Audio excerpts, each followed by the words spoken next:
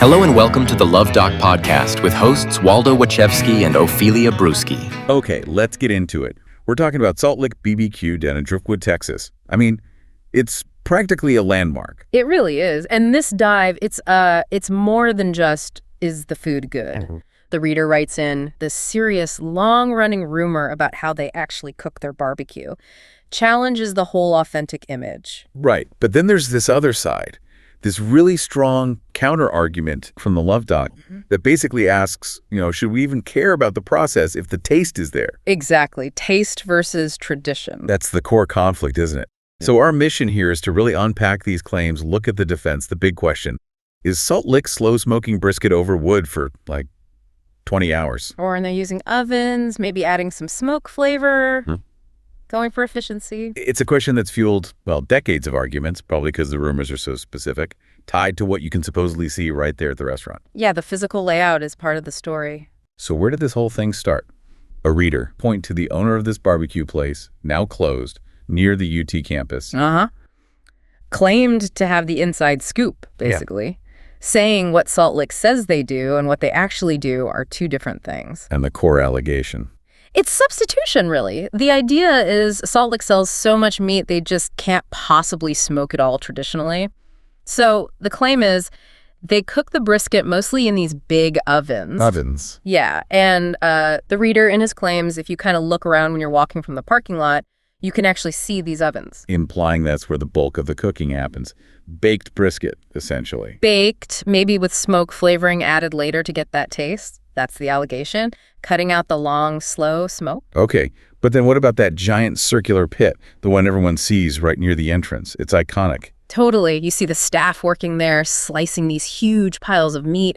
It looks incredible, smells great. And people point right at it. Look, that's where they barbecue the meat. You hear it all the time. And that's what the rumor calls the show pit.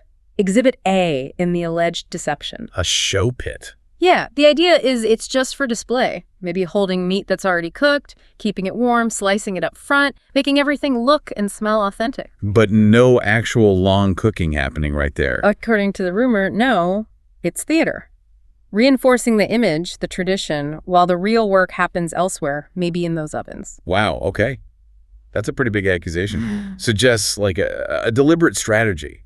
Efficiency disguised as tradition. It's a strong claim. But then, if the brisket tastes good, why does the method matter so much to some people? Well, brisket and Texas BBQ, it's almost sacred, Our sources call it a rich man's game. Right, it's usually the priciest thing on the menu. Comes from the cow's chest. It's supposed to be the best cut. It is at Salt Lick, unless you get the buffalo ribs or something. Exactly. And for the purists, that long, slow smoking process is the whole point. It's the craft, the tradition. Taking a shortcut feels like cheating. And the skepticism about Salt Lick's process, it's apparently so deep-seated that the Luv Doc uses this really out-there analogy. Oh, yeah, this is where it gets wild. To hammer home just how skeptical someone could be, how easy they think it is to fool people. What do? The source connects the Salt Lick owner, Thurman Roberts, who was running the place back in 1969, to Stanley Kubrick. The filmmaker? What? How? Okay, stick with me. The Luv Doc brings up the conspiracy theory that Kubrick faked the moon landing, supposedly on a soundstage in Alabama, also in 1969. You're kidding? Moon landings and brisket. I know, it's bizarre, but the point the Luv Doc is making is purely about deception. Okay. The argument is, if, hypothetically, someone could fake something as massive and globally watched as the moon landing, then convincing people your brisket is slow-smoked when it's actually baked would be child's play. Right. Yeah, so if Kubrick could fool the world, maybe he could have whispered in Robert's ear, hey, skip the 24-hour smoke, just use ovens and liquid smoke, no one will know. So it's not saying Kubrick was involved with Salt Lick. No, not at all. It's just an extreme analogy to show the level of disbelief. If you think that conspiracy is possible, then believing Salt Lick uses ovens is nothing. That's intense. It really shows how fundamental this authenticity debate is for some people. That they reach for that kind of comparison. It really does. It's the ultimate expression of that fear, that the tradition is just a facade for industrial cooking. But interestingly, this extreme view kind of sets the stage for the other side of the argument. The defense. Yeah. The part that says maybe the process doesn't matter. Exactly. The philosophical counterattack, basically. Holy crap. You're psychotically obsessed with the Luv Doc, but can't think of a flashy gauche way to share your obsession with the world? Stop thinking and make a beeline for the Luv Doc's home sweet home on the interwebs, thepleasurecraft.com, where you can find a veritable treasure trove of sick merch that will make even your coolest friends super gel. Honestly, I don't know why you didn't already think of this yourself, but you're welcome. Have fun on the Pleasure Craft. It was made just for you. Let me spell it out for you one more time. www.thepleasurecraft.com. So how does that argument go? What does the Luv Doc say to the person who's horrified by the idea of baked brisket? It's pretty blunt, actually. The Luv Doc basically tells the purist to get off their high horse. It uses a, let's say, paraphrased Will Smith quote. Oh, come on. The gist is, take that Salt Lick brisket out your bleep mouth. Like, stop complaining while you're enjoying the food. Wow. Okay, direct. So let's focus on the how and more on the what. Totally. The logic is all about the end product. Does it taste good? Yeah. And, crucially, the source adds, does it not make you sick? Does it avoid causing intestinal distress? Okay, taste and safety. Right. If those two boxes are checked, why should you, the customer, care how it was made? Was it microwaved, basted in Dr. Pepper and corn syrup, smoked for 20 hours? If the result is delicious and safe, the method is irrelevant. That's the argument. Process shouldn't matter to the person eating it. It's all about the experience in your mouth. It's a very pragmatic view. Very. And they use this specific example, the shoe leather test. Shoe leather? Yeah, they ask, basically, would you want to eat actual shoe leather just because it was painstakingly slow-smoked over oak for 2 weeks? No. Obviously not. Of course not, because it would taste terrible. So the process, no matter how authentic or traditional, is worthless if the final product isn't good. Taste trumps technique. That makes sense, especially for a place like Salt Lake that serves just a massive number of people. Trying to slow smoke every single brisket for 20-plus hours.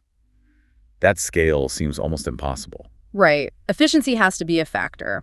Maybe tradition isn't even feasible at that volume without charging way more or having insane wait times. So the Luv Doc is saying, judge the food, not the possibly hidden method. Stop worrying about it. Pretty much. The conclusion, the sort of headline for this whole argument, this eat your damn brisket and stop asking questions. Huh. Just enjoy it. Ignorance is bliss, maybe. That's definitely part of the vibe. It's like questioning the process too much ruins the enjoyment. Does the Luv Doc use anything else to back that idea up? That sometimes you don't want to know how things are made. Oh, absolutely. Sausage making. Ah, the classic example. Laws and sausage. Exactly. But the Luv Doc gets pretty graphic to make the point. It describes the industrial process. Okay, how detailed? Well, it talks about the initial steps, rendering the animal brain dead, the bleeding, the evisceration, taking out the main cuts of meat. Standard butchery, fun, pleasant to think about. Right. But then it focuses on what happens next. All the leftover bits, the trimmings, the byproducts, they get ground up. And then stuffed into? Into casings, often made from, the clean intestines of the animal. Yes. Or another animal. Yeah. Efficient use of the carcass, but definitely not something you picture when you're grilling hot dogs. Precisely. It's industrial, mechanical, and not very appetizing if you visualize the whole journey. The Luv Doc then takes it to another extreme. How so? It suggests that only psychopaths could actually watch the entire sausage-making process without flinching. It even compares it to watching, well, let's just say, some very graphic horror movies. Wow. Okay, point taken. The process behind mass-produced food can be off-putting. That's the core idea. The enjoyment of the final product, the neat, tasty sausage, often depends on not knowing, or at least not thinking about, the messy reality of its creation. So, bringing it back to the brisket, the argument is the same. That Salt Lake, to operate at its scale, might need customers to just accept the delicious end result and not peek behind the curtain. Exactly. The tradition might be part of the brand, the story, the experience they sell you, and maybe that story is crucial for enjoyment. You're conditioned to think that amazing taste comes from the 20-hour smoke, the open pit. And if believing that helps you love the brisket, why spoil it by digging into rumors about ovens and efficiency savings? So okay, let's synthesize this for everyone listening. You've got these two really strong opposing forces here. You do. On one side, you have the purists, the skeptics, maybe fueled by that former competitor, maybe just by observation. They demand authenticity, transparency. They want that 20-hour smoke to be real. They value the tradition, the craft, as much as the taste, maybe more. And then on the other side, you have the pragmatists, represented by the Luv Doc, arguing really forcefully that results are everything. Taste, safety, enjoyment. Yeah. That's what matters. Yeah. Who cares about the method if the brisket is delicious and doesn't hurt you? especially at a place serving thousands daily. Maybe pure tradition just isn't practical at that scale. It really taps into this fundamental tension in food today, doesn't it? A romantic idea of how food should be made versus the reality of feeding lots of people efficiently and affordably. That's it, exactly. The ideal versus the real. Which brings us to that final thought for you, the listener, to mull over. Where do you personally land on this? In iconic foods like Texas barbecue, where's the line between preserving tradition and embracing the efficiency needed for mass appeal? And maybe more importantly, does knowing or even just suspecting that shortcuts might be taken, does that fundamentally change how delicious something tastes to you? Or is the Luv Doc right? Is it sometimes better to just, well, eat your damn brisket and stop asking questions? Some to chew on, for sure. Until next time. To read the column that spawned this podcast, go to austinchronicle.com/columns/the Luv Doc. There are probably worse things to do with your time, right?